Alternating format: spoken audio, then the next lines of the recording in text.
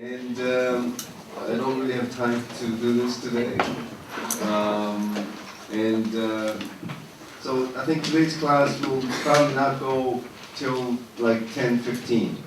Okay, so if we end the class a little early, it's up to you to have a group meeting or just leave the classroom. Okay.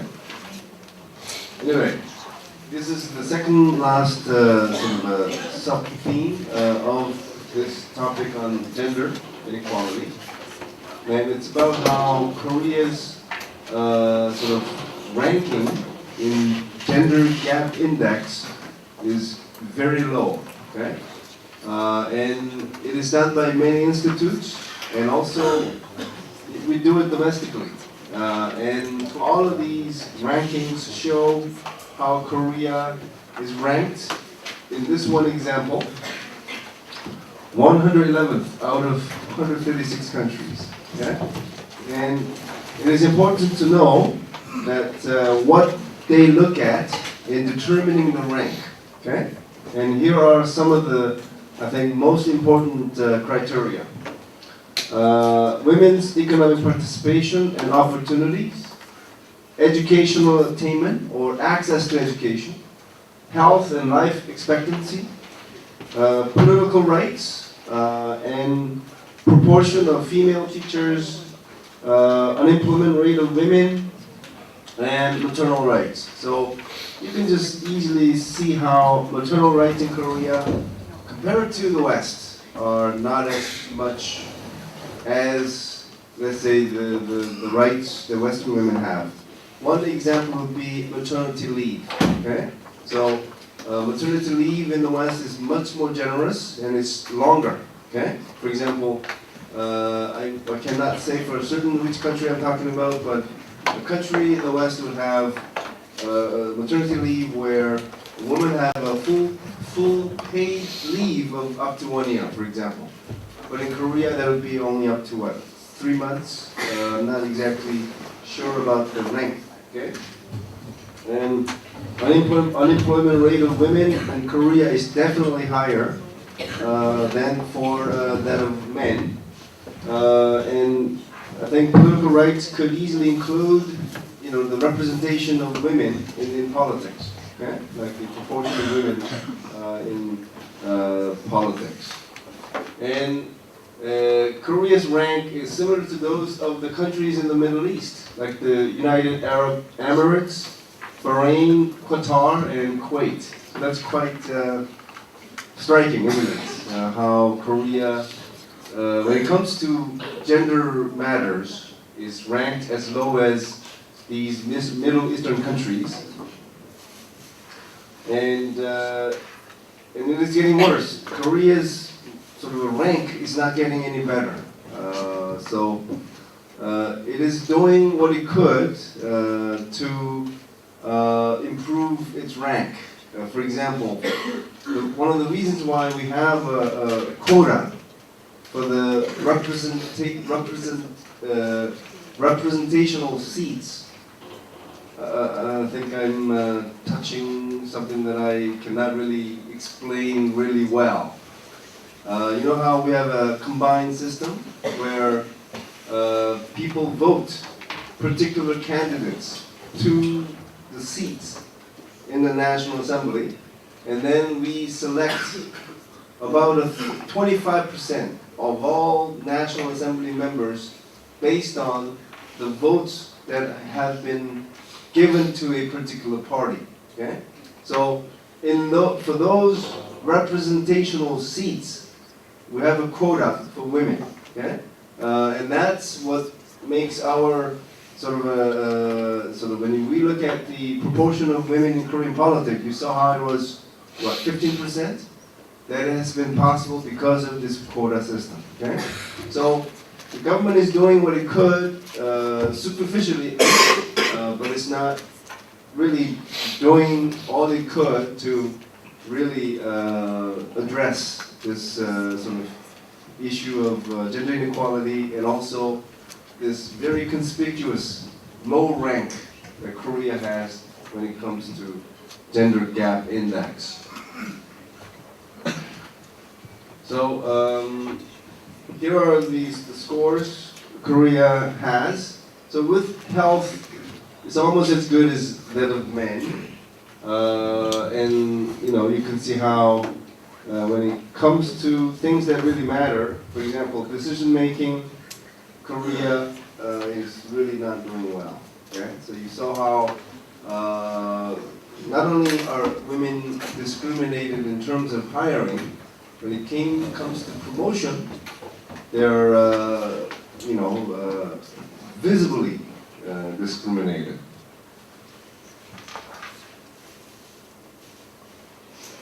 So let's. So when it comes to the reasons why Korea has such a low score, one would be low representation of women in all levels of politics, Korean women's low rate of economic participation and opportunities, and underrepresentation of women in upper management level positions and technical jobs, and the income gap between men and women is higher than in other countries. So we're talking about, let's say, Western countries.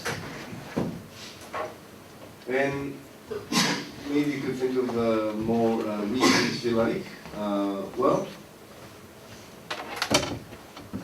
Nordic countries have the highest gender equality ratio, with Iceland, Finland, Norway, and Sweden topping the list. Okay? And among Asian countries, the Philippines was the highest ranked at 9th, China was ranked 60th, and Japan 75th. So I guess the Philippines rank is quite surprising, given maybe some of the stereotypes we have. Anyway, the rank for the Philippines is really high. And if you could see women's power in global perspective, so this women's power index, so darker the shade, more powerful women's power is, okay, in those countries. So US and Canada, Northern Europe, and China, they're also compared to, but talking about darker shades in sort of orange, brown, but don't confuse of like these dark shaded countries as having women sort of with lots of power. It's really the opposite. Okay, so if you look at Korea, South Korea is really light orange, so that shows you how women in Korea are not as powerful as, let's say, women in Northern Europe and North America. This is not really sort of correct, but just get a visual image, right? All right, so this is the last part of this discussion on gender issues, and I think this is where you could have a lot of points to sort of discuss. All right, let me ask you before I turn to my slides. So why do you think that women in Korea, or should we say the gender equality, or the level of gender equality is so low? What are the causes? And do you think this will be a good candidate for the midterm exam? Louder. Yes. So, she said it, and I think there's a very good chance that this could be an exam. So what are the causes of inferior status of women in Korea? Confucianism, yes. And we're going to talk a little bit more about Confucianism because I don't think, we spoke a lot about Confucianism, but not in relation to sort of gender issues, right? But, there are popular sayings like, men the heaven, women the earth. That's a very popular saying associated with Confucianism. And there are arguments that Confucius never really did say anything negative about women. But in practice, at least, in all Confucian societies, it was true. It is true that women were discriminated. Okay? So we could have different interpretation now, but we're doing that sort of in hindsight, right? But you know, because Confucius did say that people cannot be equal because people are born with different abilities. Okay? People have different abilities, and I could easily guess that he probably thought that men had more abilities than women. Okay? Again, this is my guess. Okay? So that's one, Confucianism. What are other causes of this gender inequality in Korea?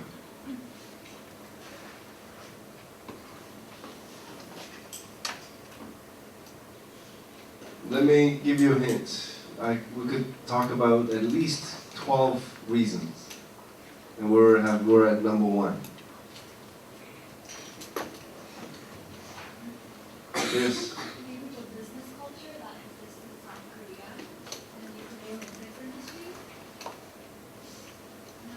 For the business culture in Korea, some parts of it kind of degrade women, and the prevailing practices of it, like kind of corporations, can kind of contribute to the very status of women.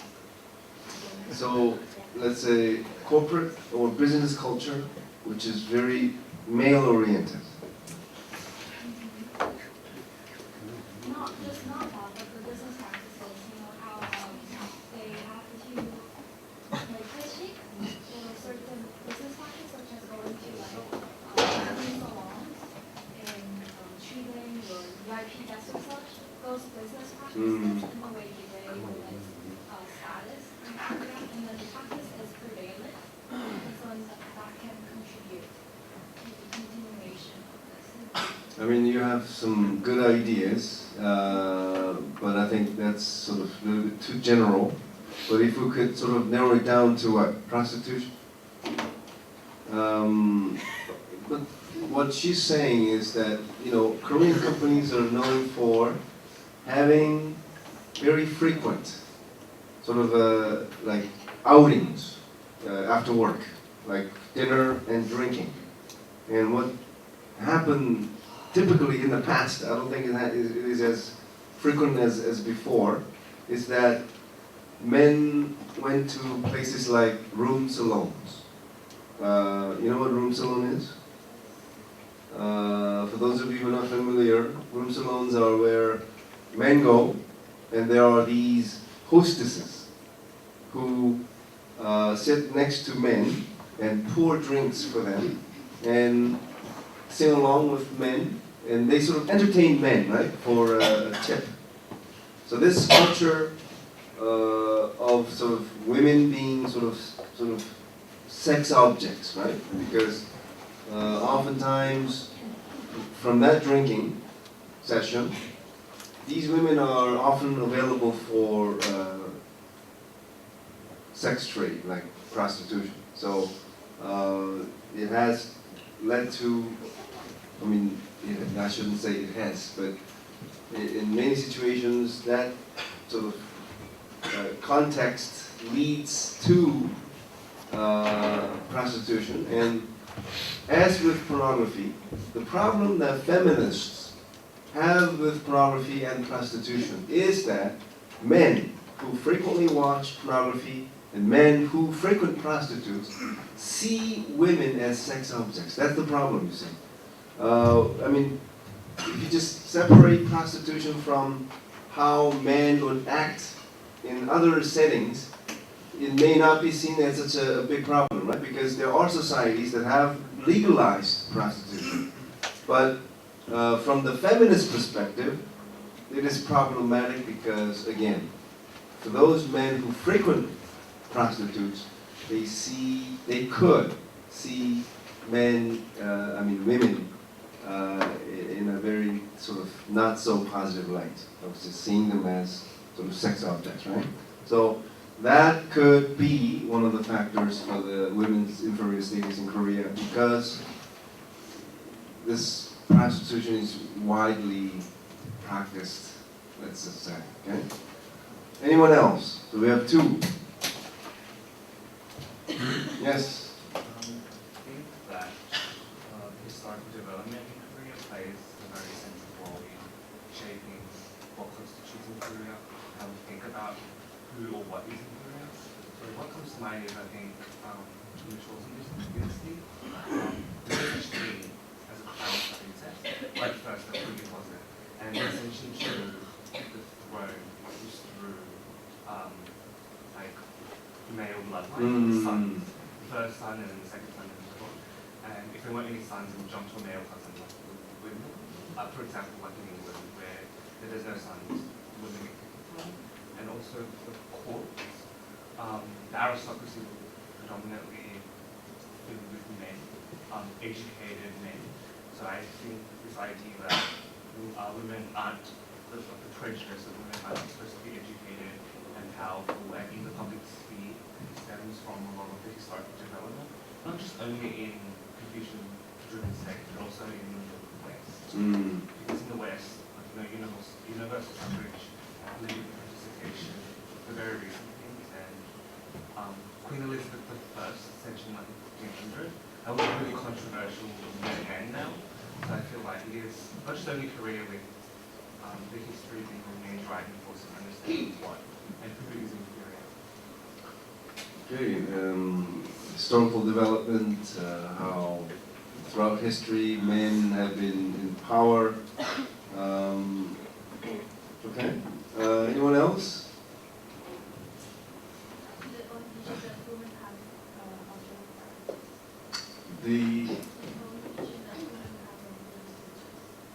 So their own vision that they are of inferior status. So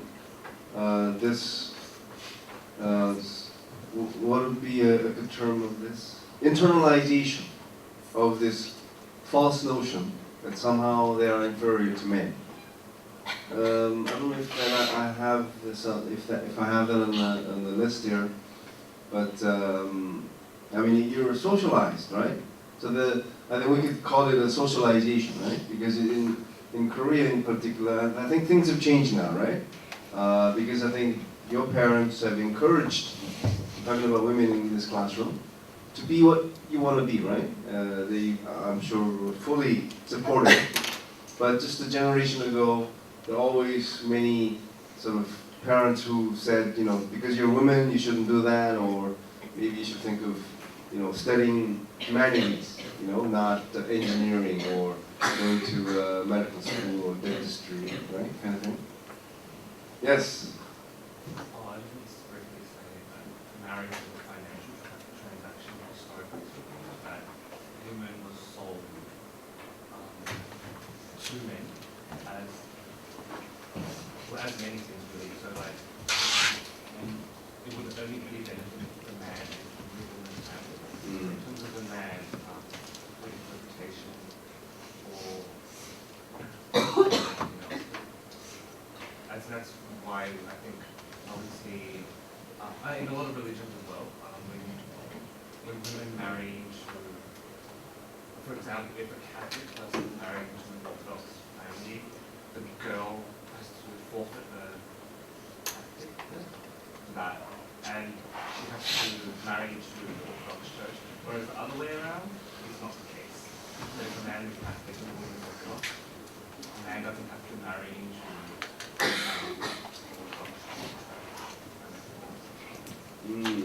Sorry, it's early.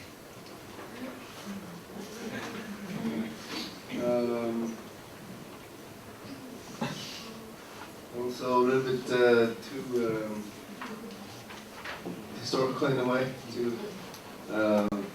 digest. Anyway, let's get back to that if we have time. Anyone else? Something more contemporary. Okay.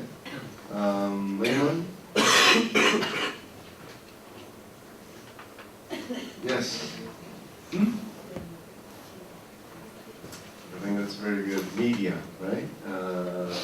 If you look at Korean dramas, doesn't it still portray women as being sort of submissive to men? You know, I'm a man, and yet when I see wives using honorific to husbands, and husbands using 반말, it just drives me nuts. Because I don't know too many couples where that exists. From what I know, most couples use 반말 to each other, right? But why doesn't dramas reflect that? So these writers, what drives me crazy is that many of these writers, if not most, are women. So this sort of internalization of, this inequality is really made evident there, right? So, how many of you are fans of Korean dramas? I'm talking about Korean women. Have you ever been bothered by that? If you haven't been, you don't have this antenna on with this, sort of mindset of sort of critically observing what's going on in the society. Because I think if you're very actively involved with social affairs, you should write to KBS. You should write to KBS, NBC, SBS, and say, why do you perpetuate this cultural inequality? Having or subjecting women to be submissive to men. Have you ever done that? It's high time to do that. Okay? Because it makes me sick, even though I'm a man, right? So you gotta be more assertive. Just be more actively involved with what's going on in the society. That's how you bring about social change, by action, not inaction, right? I don't have a picture for this, but in the West, women had to fight for their right to vote. Okay, but in Korea, I don't know of any history or event. I mean, there could be a few events here and there, but not an event that I know that amounted to bringing about momentous social change in Korea for the betterment of women's situation. Okay? So there is this lack of defiance or protest on the part of women. Okay? I think so. That's one. Two. Okay? That women did not really fight for their rights, okay, or for improvement of their status. Okay? But you gotta have the courage to fight. Okay? That's the only way to bring about meaningful social change. Anyone else? I think today's class will really end fast. I think we sort of moved too fast for this topic there is. Yes? Well, actually, it's really just in response to what I wanted to say, that they say we have to be more contemporary instead. But also, maybe it's because women got the right to vote at the same time that they got democracy in Korea. Whereas in European countries, women have to fight engineering and marketing to get the right to vote to that women. So you see, for Korea, as far back as in 1948, when Korea was founded, back then, inequality between men and women was much worse. And yet, women were given the right to vote. Isn't that amazing? Okay? Maybe that legacy has made women in Korea complacent or passive because it was given. Something that Western women had to fight so hard for. Okay? So, anyone else? I'm not hearing this very one big factor. It was it was a factor for the rise in divorce rates in Korea, and that factor is when we talk about women's inferior status in Korea.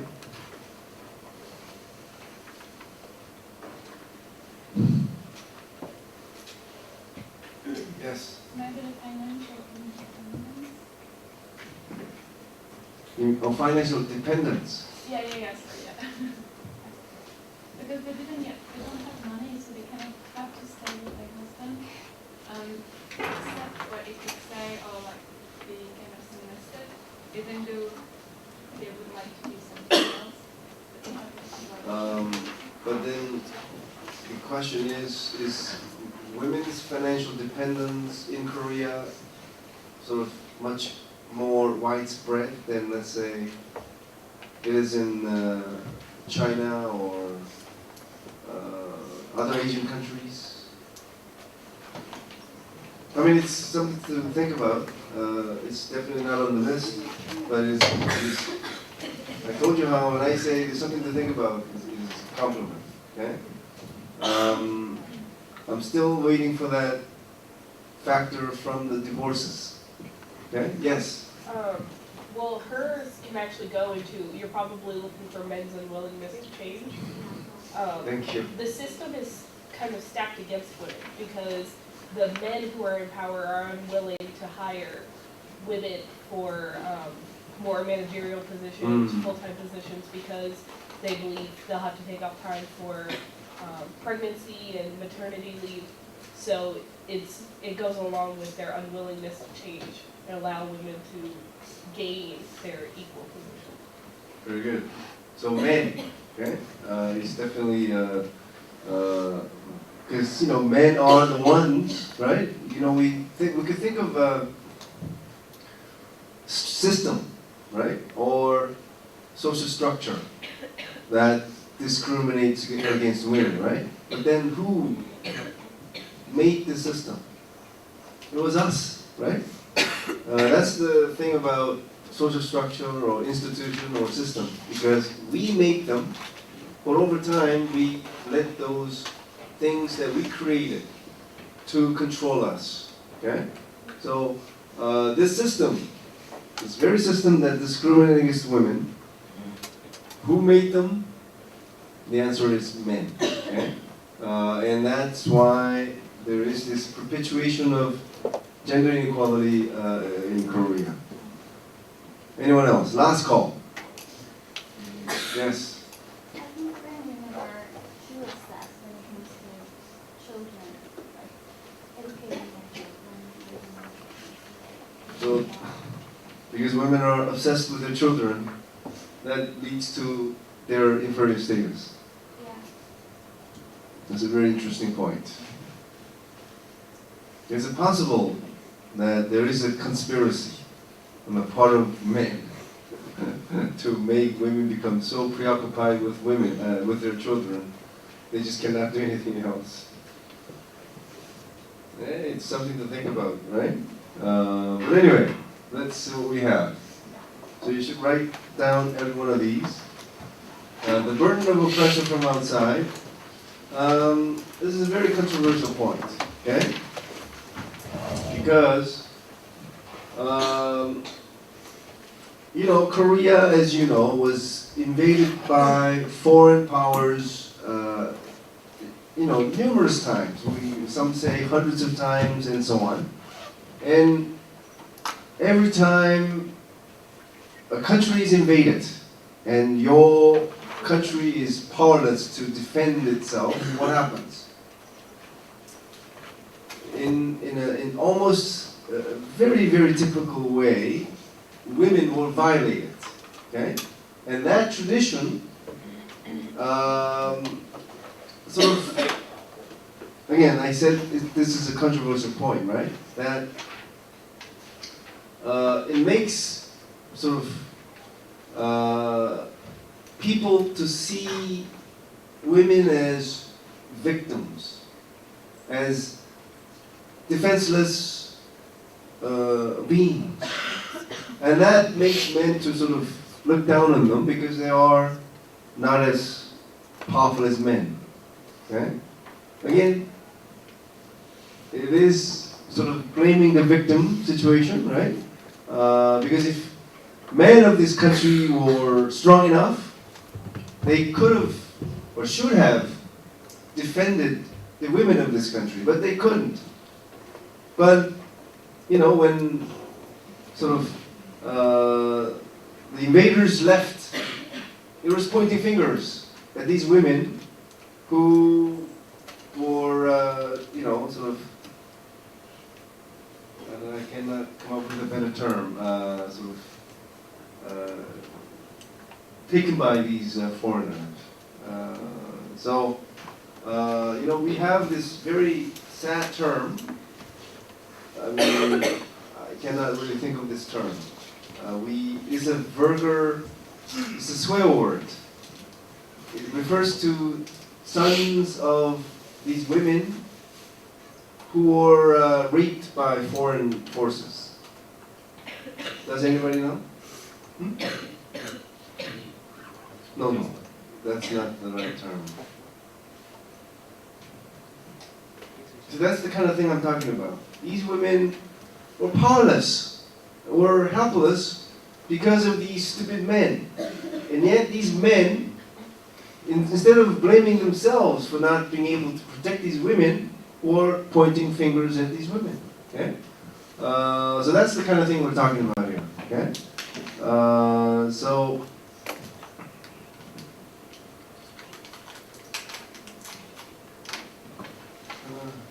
wish I could remember that term.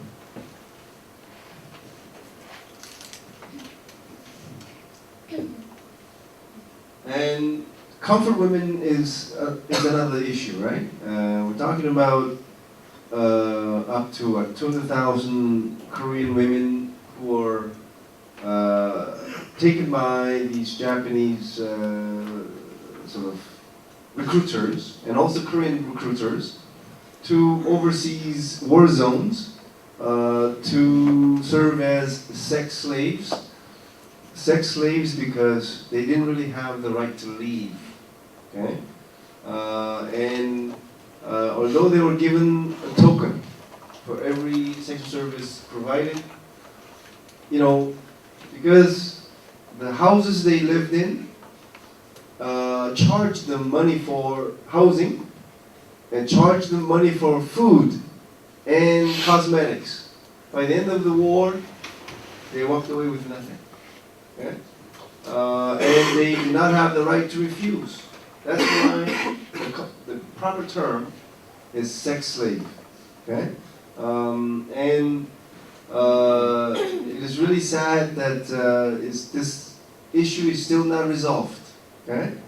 And because what happened was that Korea was liberated in 1945, and we didn't normalize diplomatic relationships with Japan until 1965. Okay? In 1965, for a meager sum of $500 million and $500 million in loan, the Korean government waived all the rights to sort of hold Japan responsible for any deeds that it did. So the Japanese government is still clinging on to that treaty where it has won impunity from any legal actions because of that treaty signed back in 1965. Okay? So, and of course we could say, it's the right thing to do to, sort of sincerely apologize and to compensate these women because, I think money issue is not really about how much, but it's about sort of a symbolic gesture, right? For all the wrongs that were imposed upon these women. And one sort of outstanding issue still is whether these women went to these places voluntarily. Now, let me ask you, if these women, typically from poor families, I'm sure of this, that 100% of these women came from very poor families. Now, let me ask you, you decide for yourself whether they went voluntarily. These women were approached by either Japanese or Korean recruiter, and these men, knowing that these women belong to very poor families, promised them education. That if they follow and go to Japan or wherever, they'll get education, they'll earn money, and they'll be fully fed. Now, based on those promises, these women went to Japan and other places. Now, is that going to some places voluntarily? Being tricked into going to a particular place, does that mean going somewhere voluntarily? So that is a sticking issue, right? Because these women were in desperate situations and they were given false promises. Okay? And you know, I think, at least from my perspective, when you're tricked into going somewhere, I don't think that amounts to making a voluntary sort of decision. Okay, and it is sad to note that even some Korean men think that you know, the Japanese government cannot really be held responsible for this atrocity committed, right? Anyway,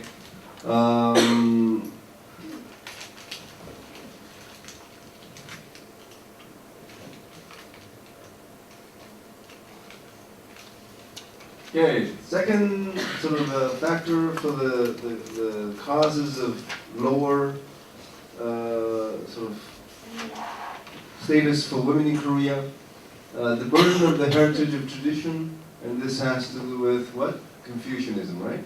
So, Confucian gender inequality, gender ideology maintains that women are secondary to men.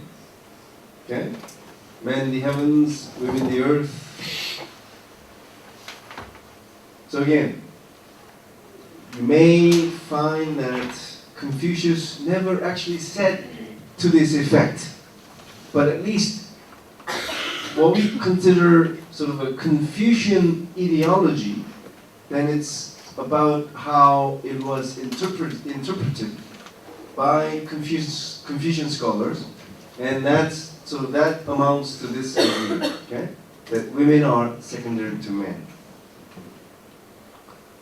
And they were in virtual bondage throughout their lives to their fathers before marriage, to the husbands after marriage, and to their sons in old age. That's a very famous saying too, okay? They never really were independent, okay? And when they got married, I'm talking about during the Joseon Dynasty, they were not sort of they sort of lived in constant fear of getting kicked out of the household if they didn't give birth to a son. Okay? So, and men, talking about Yangban men, had the right to have concubines, okay? So that they could bear a son, or just for fun, right?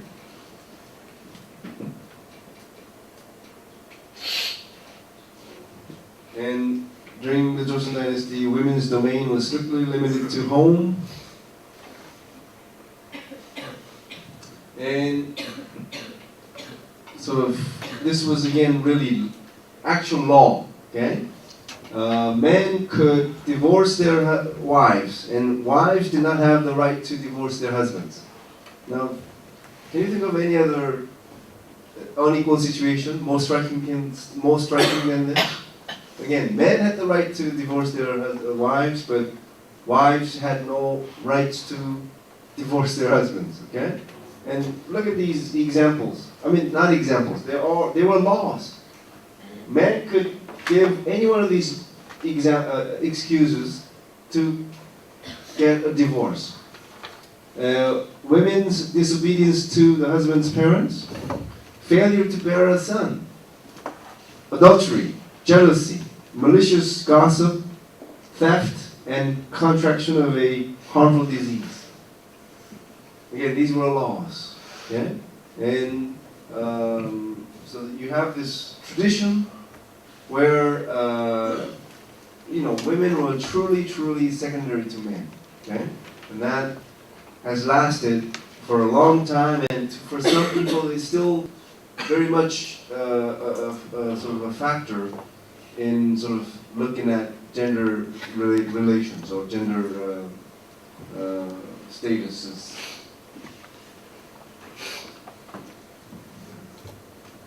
And I mentioned this before, right? That we never had wives adopt their husband's last name, not because we respect women's rights, but it is a sign that women are sort of kept as outsiders, okay? And that tradition is still alive.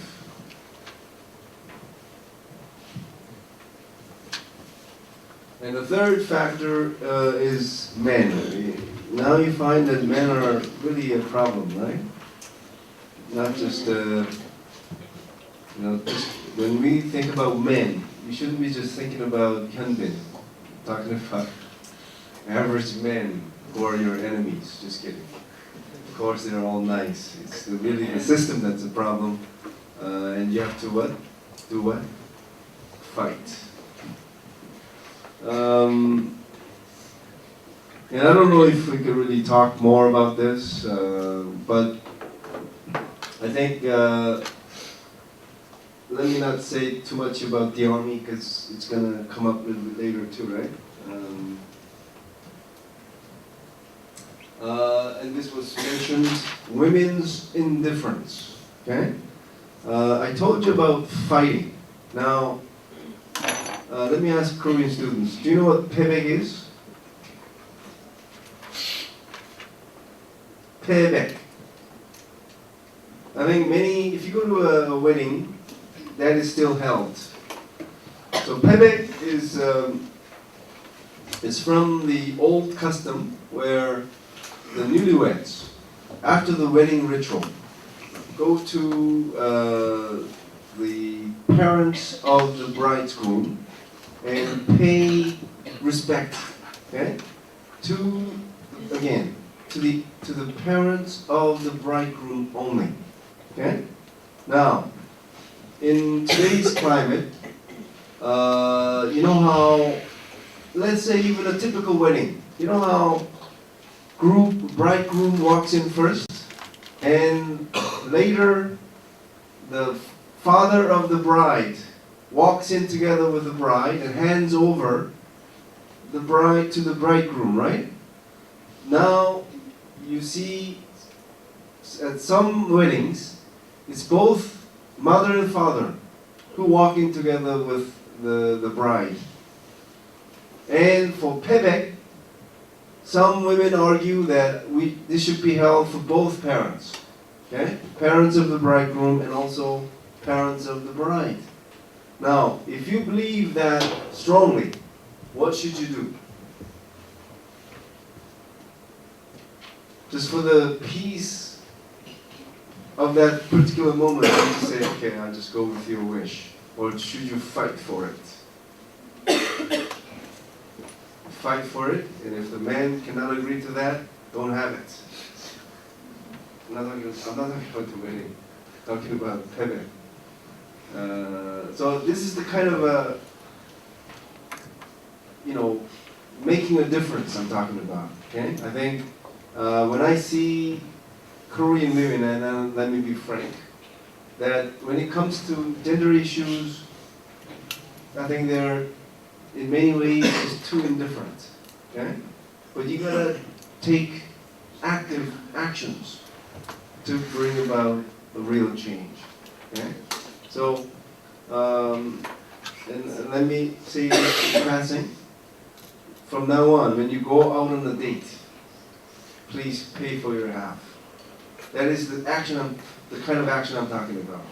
Okay? Don't just say, oh. Let men pay for everything and then say, I have the rights to. Because again, if you look at what happened in the West, these women, they were the ones who initiated this. I pay my share. Okay? I don't want you to pay my share because I'm independent. Okay? So that kind of action is I'm talking about. It starts small, okay? But that small little action may be a drop in the water, but collectively, those drops create a wave. Okay? So I want women in this classroom to be different. Yes. Okay. All right.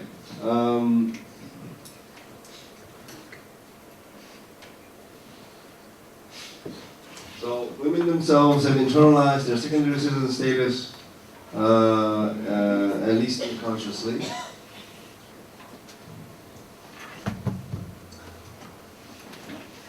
This one is really interesting. Heterogeneity of class-based women's interests. This is what I'm talking about. Have you heard of this expression, honorary men.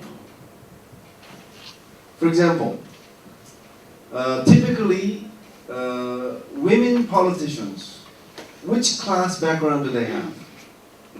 Lower income background, middle class background, or upper middle class background, or elite class background? Typically.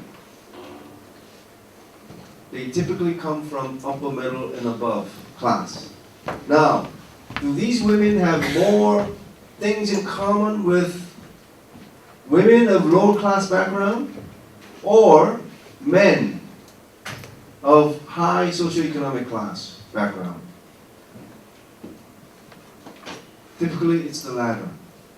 So that's why these women in power, who could make the difference for women, do not really do much for the welfare of women because they are what's called honorary men.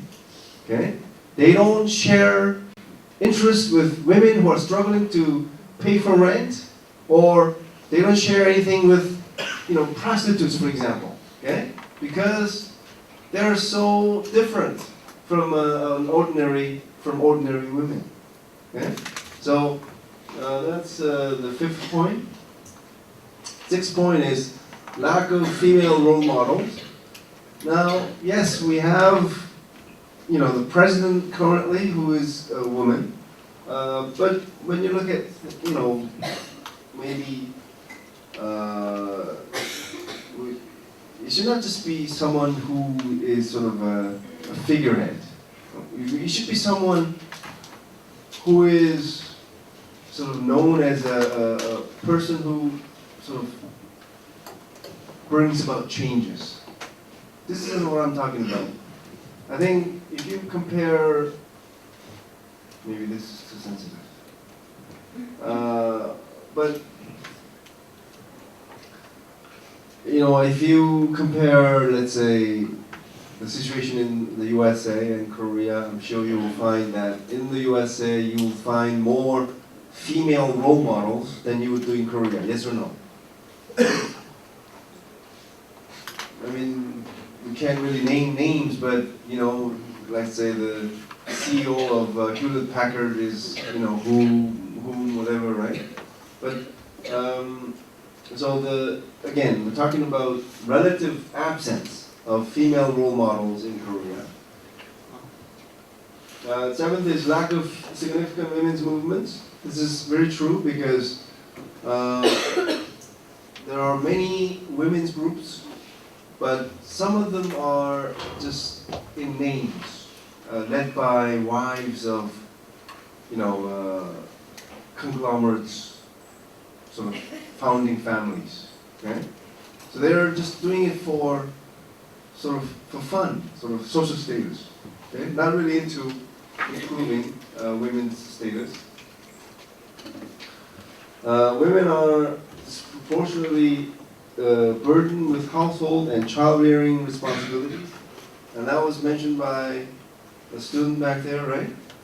So it's here. Okay, and next is negative stereotypes of women. Is that true or not?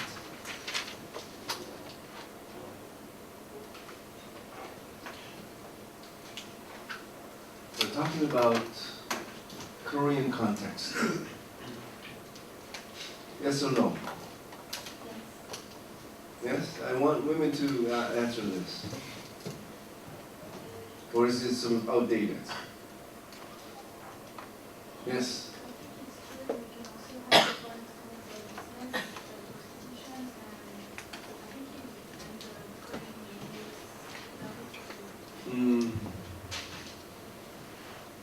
So you would all sort of agree, huh? Okay, some preference, not anymore, okay? But, really, I think this attitude toward sort of some preference has really died down very quickly, okay? In the last 15 years. Now it's almost totally gone, okay? But up to the end of the 1990s, it was very strong, okay? So that naturally leads to to sort of gender inequality. Well, here's the lack of financial independence. And 12, military culture. And I think this is a really an important one, okay? Because men, when men get together and talk about things, chances are, if they stick together for more than 2 hours talking, oftentimes they talk about what they did in the military, and it's really a man thing, right? And it's sort of a sacred obligation by Korean men, okay? And they develop this sense of togetherness, and this is what sort of makes men to sort of discriminate against women, subconsciously maybe. Okay? And structural discrimination against women. This is sort of a cover-all term because remember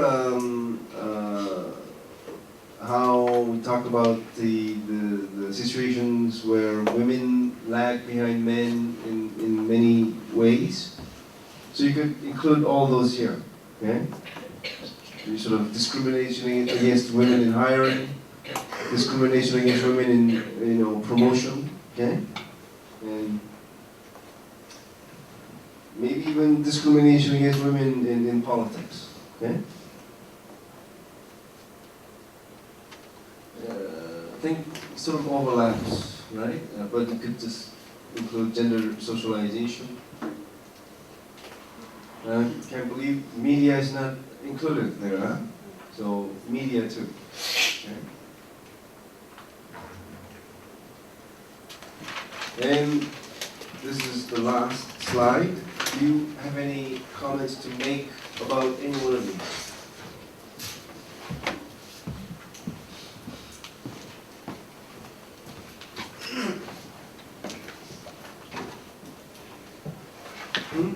Aren't these really interesting questions? What can we do to fix the problem of gender inequality in Korea? Is affirmative action the answer?